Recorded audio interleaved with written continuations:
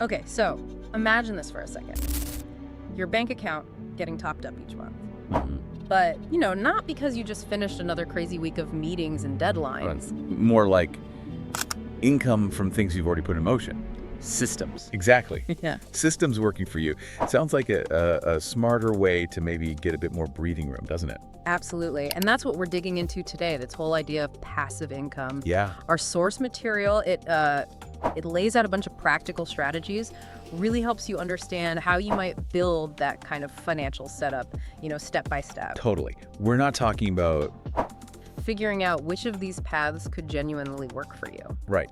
Because our goal, like always, is to cut through the noise. Mm-hmm. We've gone through the experiences shared in the source to pull out the really key insights. Yeah. Especially for you, the listener, who wants to get the core ideas quickly, properly, without drowning in, endless detail. So let's just jump in. This is all about exploring real ways to build reliable monthly passive income based directly on the lessons from our source material. Okay. So first things first, how does the source actually define passive income? What's the core idea? Well, it defines it as basically income you earn without having to actively clock in or, answer emails all day or sit through endless meetings.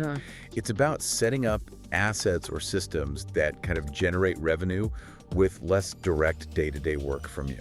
So it's a building process, not flipping a switch and suddenly money appears. Exactly. You need that initial effort. You need to make smart choices to actually get these streams going. Yeah. Now, the source covers quite a few options. Maybe we start with a classic one.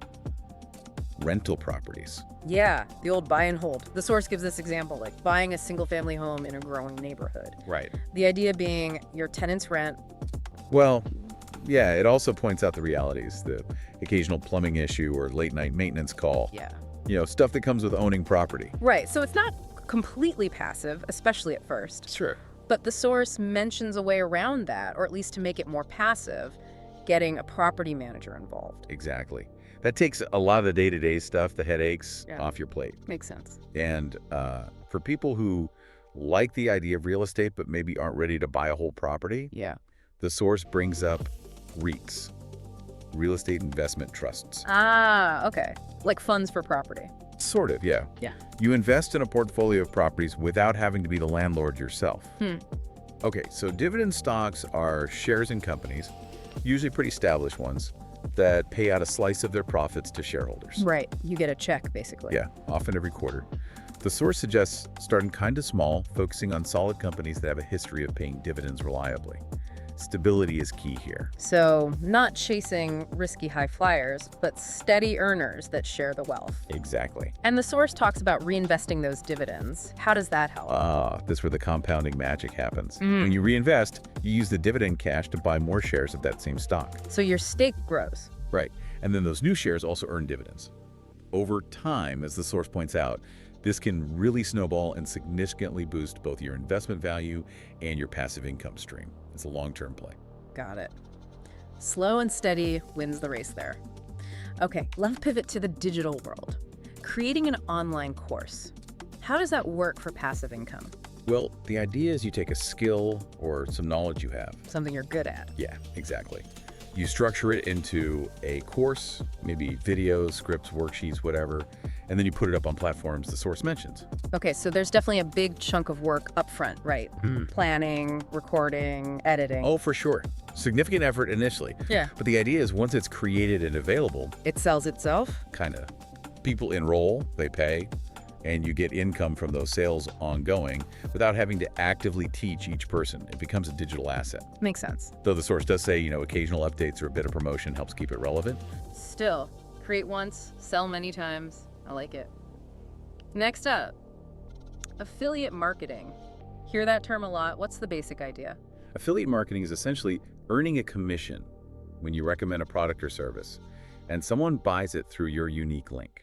So you're like a salesperson, but for other people's stuff. In a way, yeah. The source uses the example of starting a blog about something you're passionate about. You write honest reviews, offer useful tips, and maybe recommend products you genuinely use and believe in. Authenticity seems key there. Hugely important. The source notes that growth can be slow at first. You need to build trust, build an audience that values your opinion. Right. Can't just spam links everywhere. No, that won't work long term. Right. But once you have that trust and you recommend good stuff, it can become a really decent income stream. You can do it on blogs, YouTube, social media, email lists, lots of platforms. Cool. Okay, sticking with content creation, writing, and selling ebooks. Yeah, another great example of upfront work for ongoing returns. You write a guide, maybe a how-to book on a topic you know well. Like fixing bikes or baking sourdough. Exactly. Then you publish it yourself using something like Amazon KDP Kindle Direct Publishing. So you handle the writing, maybe get a cover designed, format it properly. Right, that's the initial effort. But once it's live on Amazon, it's available worldwide 24/7. And every sale brings in a royalty. Finding topics with demand, but maybe not tons of competition, is a smart move. Finding your niche. Makes sense. Okay, what about YouTube? Building a channel. Seems like a big undertaking. It definitely can be. Takes time, effort. The source, even if it's your first videos, might be a bit awkward. Probably true for most people. Yeah. But the potential for passive income down the line is pretty significant. How so? What are the income streams there? Well, the source mentions it too. There's ad revenue once your channel's big enough. You can put affiliate links in your video descriptions. Tying back to affiliate marketing. Exactly. Then there are brand deals or sponsorships. Selling your own merchandise, maybe t-shirts or something. Wow, quite a few angles. And a big plus. Videos can earn money for years. Old content keeps working for you. Plus, you can use YouTube to promote your other stuff, your ebook, your course. It all connects. Creates a whole ecosystem. Cool. Now, here's one I hadn't thought much about. Licensing photos and videos. Yeah, this is interesting. If you take decent photos or videos, maybe as a hobby, you can upload them to stock photo sites. Think Shutterstock, Adobe Stock. Businesses or bloggers buy licenses to use them, and you get a cut of each download. So it's not going to make you rich overnight, I guess. Probably not. The source says it's more of a gradual thing. But the income adds up, especially if you build up a good portfolio of images or clips people actually need. What kind of stuff sells? Well, the source suggests things businesses and bloggers use. Nature shots, cityscapes, people working, lifestyle stuff. Stuff that looks professional. Once it's uploaded, it's just there, potentially earning for you. Neat. Okay, getting a bit more technical now. Developing an app or software. Sounds complicated. It can be, traditionally. The source mentions, partnering with a developer if you have a great idea but can't code. Right. But it also points out these newer no-code or low-code platforms are making it easier for non-techie people to actually build apps themselves. Really? So if you spot a problem, a niche need. Exactly. You could potentially build an app to solve it. And income can come from ads in the app, or maybe offering premium features for a fee in-app purchases. Focusing on a specific niche, like the source says, seems to boost your chances. Interesting. Okay, different direction again. Yep. Peer-to-peer lending. What's that about? So think of platforms like Lending Club or Prosper, which the source mentions. They basically connect people who want to borrow money with people who are willing to lend it. So you become the lender. Essentially, yes. You lend money to individuals or maybe small businesses, and you earn interest as they pay the loan back. Is it risky? Well, yeah. There's always a risk the borrower might default. That's why the source advises starting small, diversifying your loans across many different borrowers. Right. Don't put all your eggs in one basket. Okay, spread the risk. Right. But if managed carefully, it can become another source of monthly income from those interest payments. Got it. And the last one the source really highlights is creating a membership site. Sounds potentially powerful. It can be, yeah. This involves building an online community, maybe around a specific topic or skill. Members pay a recurring fee, usually monthly, to get access to exclusive stuff, maybe premium content, live Q&As with you, special resources, or just connecting with other members. Okay, the recurring revenue part sounds appealing. More predictable than one-off sales. That's a huge advantage. The source points out that as your community grows, so does your potential revenue. It's scalable. Right. Plus, you can often layer other income streams on top, like offer special courses or ebooks just for members. Yeah. It takes work to set up and keep the community engaged, for sure. Yeah, you have to deliver value consistently. Hammered home again and again in the source is that this stuff takes time and effort and learning. Yeah, no magic bullets. None. It's about patience, persistence, and being willing to adapt.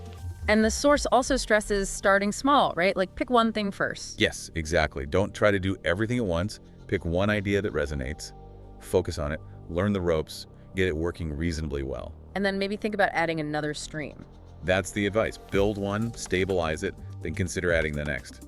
It's a step-by-step approach to building that more diverse, resilient financial base over time. So from, managing tenants in a rental property to nurturing an online membership group, the source really shows there are so many different routes you could take.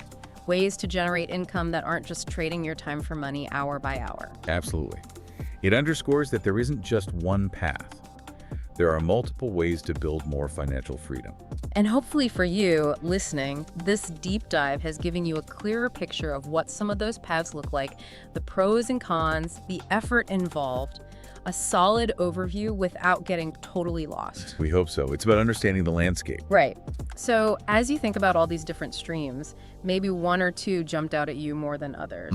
The closing thought is this. Which one really clicks with your skills, your interests, maybe the resources you have right now? And maybe more importantly, what's just one small, tiny step you could take, maybe even today, just to explore that one idea a little bit more? Yeah. Because often just taking that very first step is the biggest hurdle on the way to actually building those income streams for yourself.